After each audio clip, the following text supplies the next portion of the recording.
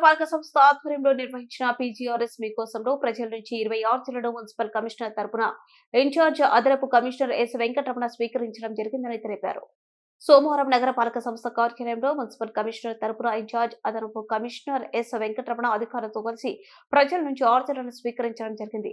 కొన్ని ఆర్జీలు రాజమహేంద్రవరానికి చెందిన బి వెంకట విజయ్ ప్రసాద్ అనే వ్యక్తి తనకు ఆస్తి పన్ను ఎక్కువగా వస్తున్నందున దానిని సరిచేసే పన్ను తగ్గింపు చేయవలసిందిగా కోరుతూ దరఖాస్తు నందు పేర్కొన్నారు.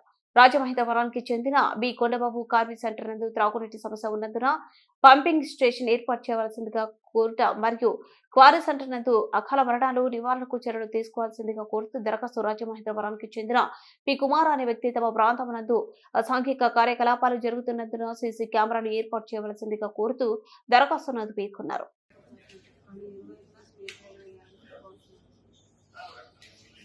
ఇంకా